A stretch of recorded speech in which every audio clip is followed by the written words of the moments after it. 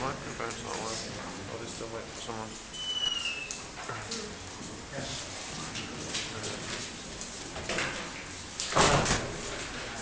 Right. Good evening, everybody. Councillors, officers, and members of the public. Can I just say there was a slight delay to the start of the meeting because there's an item on the agenda tonight concerning a cab, and members were asked to go and look at this cab.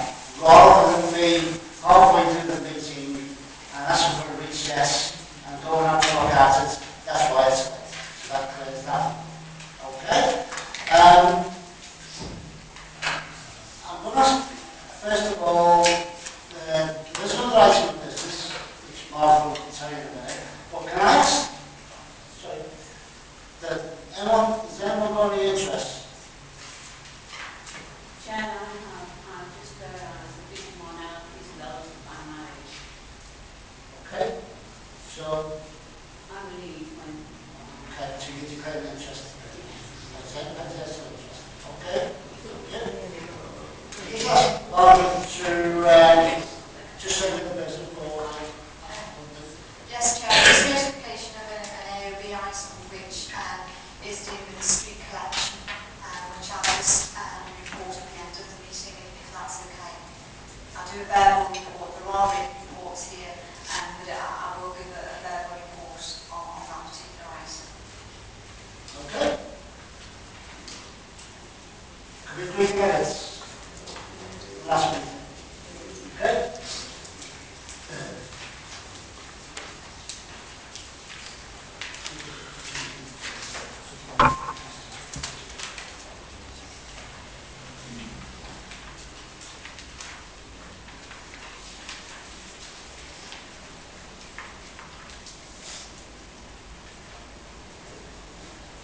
Okay. Before we start the meeting, I noticed the member of the public, you've got a camera, sir? Yes. Camera. There's no problem with it? Is there what sort of camera is it? It takes photos and video. Okay. There's people got a problem with that. Pardon? That's right. That's right. That's I had an old lady. Yeah. Yeah. Okay. I've got the paperwork here for to read it out. People that. I've got a problem. Okay. Right, I'm going to reject the agenda with your approval. I'm going to do item 7 and item 8 as 1 and 2. And we're going to, yes, 3, 4, 5 and 6 to finish. Is that okay?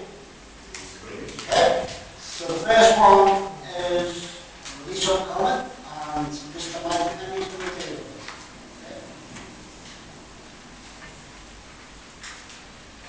I'm not really accustomed to presenting to the committee, so should I just start by asking any questions, or do you want to hear some background first?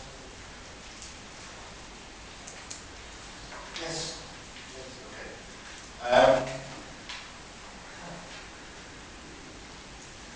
National Grid have a proposal to bring a cable down from Scotland to Connors Quay, so that renewable energy sources can be linked into the rest of the national grid. At the moment, Scotland and England and Wales are connected by 2 overland cable pylon routes, if you like, which are over capacity. So all the new renewable energy sources that are coming on stream in Scotland need to deliver electricity to the areas of demand in England and Wales. The best way they've decided to do this is to bring a cable down the coast from Scotland to Connors Quay, and without going into all the detail of the routes and why they've chosen the routes, they've decided that the landing point for that cable to hit land is roughly around the Leasowe lighthouse area, Leasowe Common.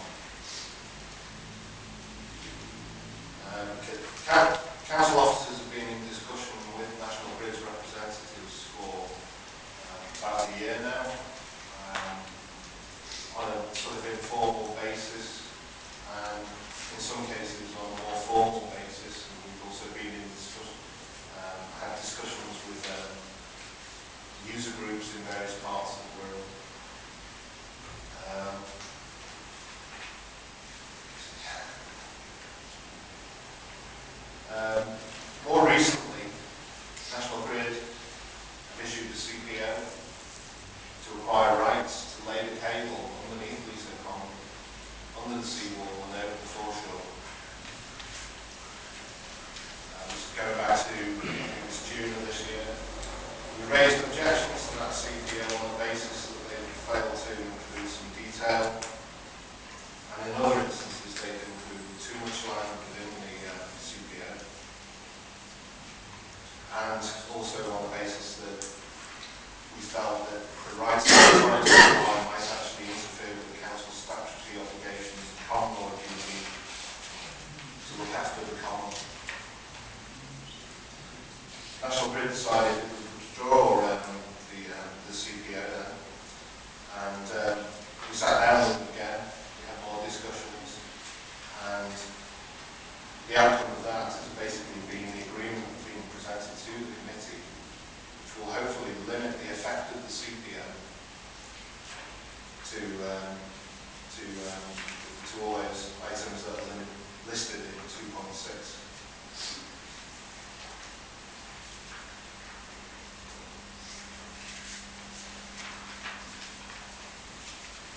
Okay?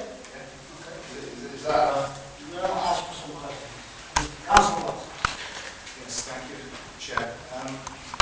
Just looking at 2.4, I see the original CPO was quite wide-ranging and mentions access from the Mel's end as well. I noticed that the second CPO says from pasture road. It doesn't say from pasture road only. So I was just looking in the more details in under 2.6 A to G. Is it actually clear that they can only go from pasture road direction towards the lighthouse? Yes, that was one of the principal points, was that they failed to include access to Leasowe Common. So they needed to include the access road from Pasture Road to the Leasowe Lighthouse car park, we can call it, in order to settle in order to park, to get access to the beach and that kind of thing. okay? Council Fraser. Just two questions. How long do they think this will take? And, well, sorry, let me answer that first. The process they're going to use, they're actually not going to disturb the top surface of the common. They are drilling from outside of the common on a farmer's field behind the common. They'll be drilling right underneath the seawall and coming out on the beach. Judging by my experience in dealing with a wind farm cable that was installed at the gun site in Leasowe, I'd say they could be there for up to a month, because the drill needs to be done. They then need to lay a ducting through the hole that they drilled, and then they need to pull the cables through from, as they land on the beach, they need to pull the cables through. So it could be a month, but it may be on and off. It doesn't necessarily mean that it will be all in one go. And just my other question is, the points that the council have sort of laid down in 2.6 A to G, who will monitor from the council that they keep to these the regulations set out?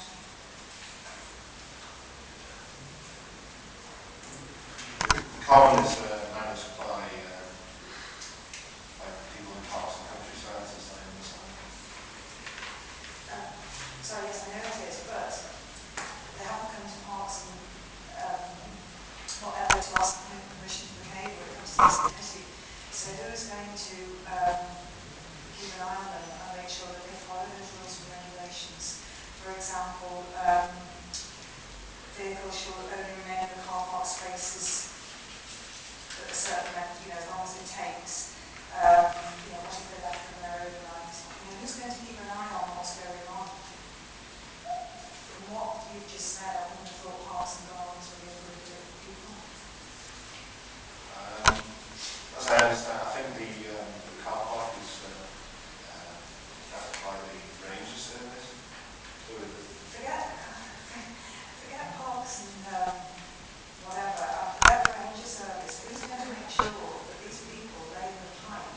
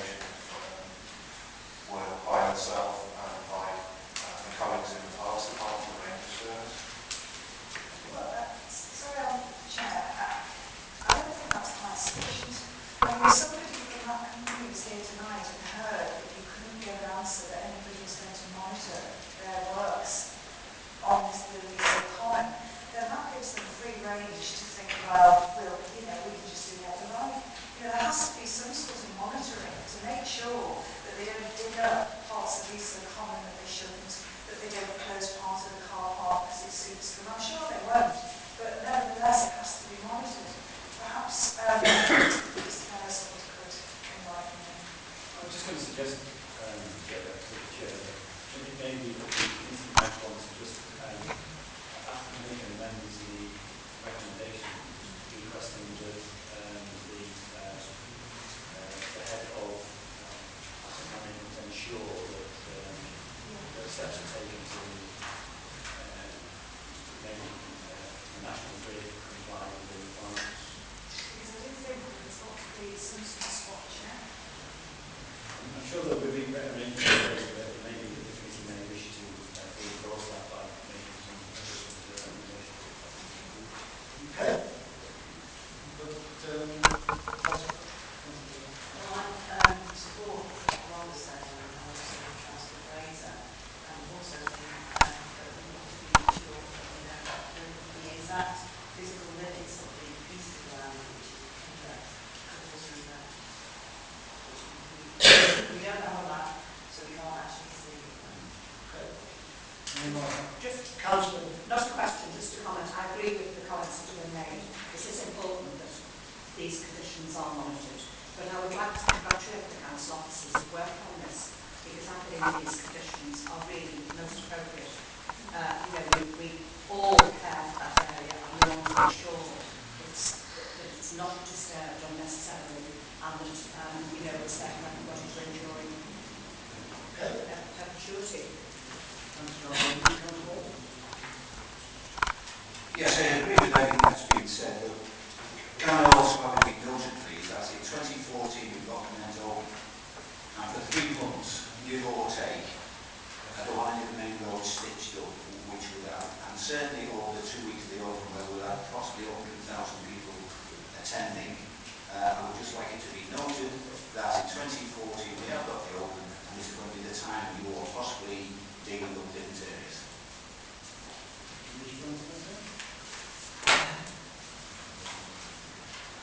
Chair, is it worth me dealing with that specific point to Councillor Bowles?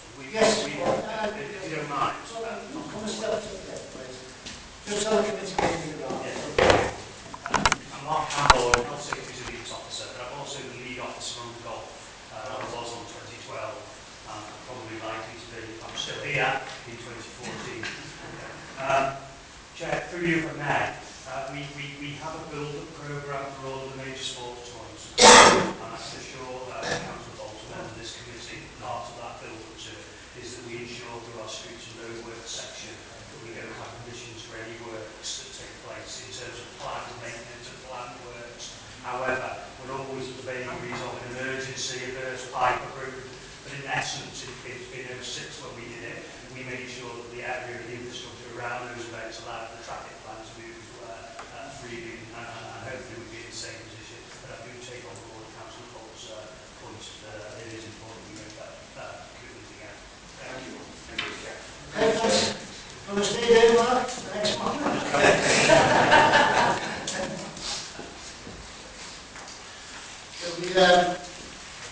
What they said at the amendments, the recommendation, we read that again. County officers for the hard work that's being put to the okay? Excuse me, Chair. Yeah, I do agree with the recommendation, but I don't want it just to be a paper exercise that somebody's name goes down the head of whatever just to keep an eye on this. I actually do think a check should be made to Well, make that's sure why I asked that about amendments. That's why I said that. I did say that. Yeah, I did say that. Okay. Sorry, through you, Chair, are you suggesting then that that is what you requested earlier on is added to the recommendation? Yes, because my original question was who was going to monitor it. Didn't seem too sure, and now we've Chair's come up with a recommendation, which is fine, but what I was then saying is, that will definitely happen, that it will be monitored and looked at. Well, Bob suggested Yeah. amendments, and I took on board what you said, and took on board what Councillor Glassman said. So I expect that to be part of the amendments. I'm sure that Mr. Penny will take your comments back and discuss it with his office, with his colleagues, and then perhaps there can be some sort of further email to members at some point to refer to London Market to confirm the concerns that you have. And your queries, that's what I'm doing, and your concerns. can we, what committee's been set tonight, and then would you pass that on? And if there's any further information, would you pass that to the officers so the officers can pass it to the members?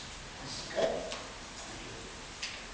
Next item, 8, Mark. Chair, can I, hopefully you can all hear me and I don't need a microphone, but I've come to the committee today to cover the transfer of duties amongst officers within the council of the responsibility for overseeing the safety of sports ground certification. The report's in front of members there and has been publicly available, but I'll just, if I may, just cover a couple of the key points. The Safety Sports Ground Act 1975 introduced a system for safety certification of the grounds by the local authority, and there was some clear numerical numbers there that if a sports ground met those numbers or that criteria, then it was covered under this piece of legislation. In simple terms, the only ground we've got at the moment on Wirral that meets that in terms of the spectators and the capacity is Tranmere Rovers, Brinton Park. However, we do have a couple of other sports areas that they have stands that can accommodate more than 500 spectators, although it happens so infrequently that we deal with these under a specific risk assessment with the event organisers in those situations. The purpose of the certificate is to allow local authorities to prescribe the safe capacity of the sports ground and to also prescribe and enforce terms and conditions which it considers necessary to secure the general safety of spectators. And those of you who will cast their minds back will know that the country's experienced a couple of large disasters in terms of safety of sports grounds, not least of which was Hillsborough, which has been in the news very recently. As part of the safety certification process, there needs to be a safety advisory or a SAG, as it's abbreviated to, and the SAG is in place to assist the council in exercising its legal duties. However, I must make it clear that it does not take on the responsibility as a local authority to make decisions in terms of the safe running of those grounds. It merely acts in the capacity of ensuring that the arrangements that have been put in place and the physical properties of the stadium meet the criteria for that safety spectator side. The reason for the transfer is primarily driven along the lines that the existing officer who was dealing with it, which was the Assistant Director of Building Control, and had done it for many years successfully. However, it was felt with a new certification process coming on board, which is very much around goal setting and risk assessment based, and much more the changes in how the emergency services, primarily the police, have undertaken to carry out their duties at the ground and move towards police-free matches as very much the primary option now. That it felt that it would be far more beneficial for it to move under my jurisdiction, my team's jurisdiction, because on my day-to-day dealings and roles in terms of emergency planning, health and safety, I work with those agencies and those officers from those agencies on a very regular basis, whereas the building control officer was only coming in front of those primarily around this issue. So, and they were all in agreement when we went to consult with them at the SAG meeting a couple of months ago. So the police, fire and all other partners, Prenton Park, Tranmere Rovers, everybody's in agreement and happy with the move and the transfer of those responsibilities. Relevant risks in section 5, I just point that out, that the responsibility for the safety of the sports ground rests at all times within the legislation with certificate holders, that the people who are running the ground and running the event, they have privacy in terms of the safety. However, the local authority should not become involved in the management of those events or take action that could be interpreted as involvement. Our role is primarily, and within the legislation, to oversee that the arrangement that they put in place and the infrastructure of their ground meets the safety criteria so that people can go to that event safely and come away safely. If I may, I'll move to the recommendations. So the recommendations within the report are to transfer the delegated responsibilities of the power to issue, amend or replace the safety certificates of the grounds to the Safety and Resilience Operations Manager and my team with immediate effect.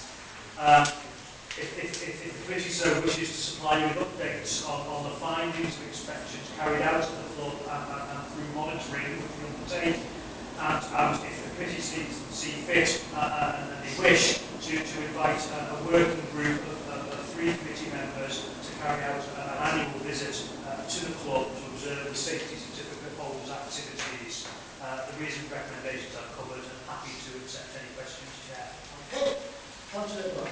Chair, since it's been mentioned, I suppose I might need to declare personal interest and I need to get this out by the rest of the authority. Councillor Bassman. Just a piece of confirmation, Mark. In section 4.1, you describe the process of acquiring new style safety certificates.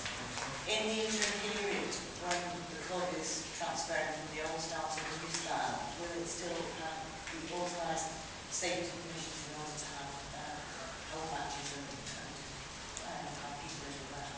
Through you, Chair, yeah, good point. Yes, it is. The old certificate and the style certificate, the signing off will stay in place and covers them to undertake their events. The move to the new style is to try and have this goal setting, this assessment approach, rather than people get fixated. The certificate is one piece of paper. It's not. It's actually a number of lever arch files that go to a range of different things around the safety of the event. The intention is to move that towards the new framework that's being put in place by the Football Legal Authority. But to answer the question, yes, the old certificate still covers them for the events. Okay. Any more councillor? Can I just ask a supplementary to that? How long do you envisage it taking before the whole thing is transferred over to the new system? Through you, Chair. I would hope to have the new certificate fully in place by the end of this 2012-13 season. Like I said to you, the certificate itself is not one piece of paper, it is a document. We're very much reliant upon the club itself to obviously drive that because it's their certification and my officers working with them in putting that together. But I wouldn't like to set a goal and say to you it will be far earlier than that. If I have it, I'd like to come to you for next season or the end of this season and say the new certificate is in place and we're all comfortable with it. And more importantly, that it's passed the independent and FLA accreditation process which it has to go through.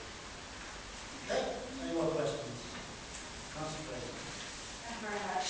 Mindful of what Mark's just said about the accreditation process and the fact that there's a couple of lever arch files to pick the certificate, is it necessary for 3 councillors to form a working committee to visit the big grounds once a year? I really don't see I might have mentioned this before, but I really don't see the need. I don't know what other members think. I'm open to the members. What do you think? Thank you. I think if members are interested in that part of that this committee does, I think it's really acceptable. I think it's a very kind offer really of Mark to suggest it. I don't think we perhaps all, would want to do once, but I think a couple of representatives or one from each party might be a good idea to just give us a bit of background with what's going on.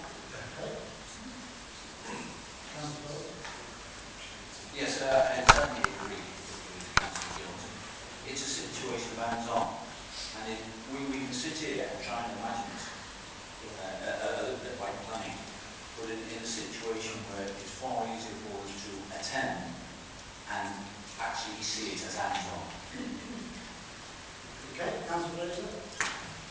Well, I've made it quite clear how I think, so I won't mention it again, but maybe we'd like to be the ones that monitor the Leasowe common when they come to dig up for the pipe, if that's how the commission feel about keeping an eye on what's going on, and we've got officers that are quite capable and qualified to do that. Well, can I just say something here? And it's not to do with that. From time to time, the chair of licensing, I feel the vice chair and other parts being chaired, but from time to time, I will be asking for members as part of the training to business establishments, because sometimes we're sitting here, I'm not talking about John Rovers in particular, but we're sitting here and we're talking about establishments, and some of the members may not have been to that type of establishment, so there's a bit of hands-on. But I'm in your hands here, I've got no, on this particular one, concentrate. The whole committee is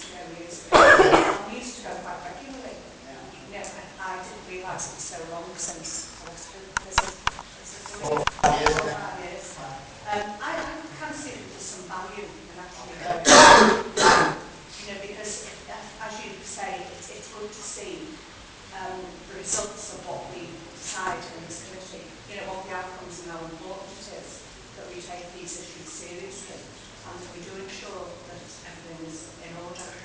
And that's not to cast aspersions on the officers, but I think it's good that we seem to be working together sometimes. Okay. Councillor Ashford. I support the observations of Councillor Jones, Councillor Gold and Councillor Reid. I think it's a matter of being supportive of the work that the officers are doing, and I'd be very happy to support the work the officers are doing as regards to these as well as health and safety concerns too. Okay. Do you want to put amendments or whatever? We've got special recommendations here. Does anyone want to alter them?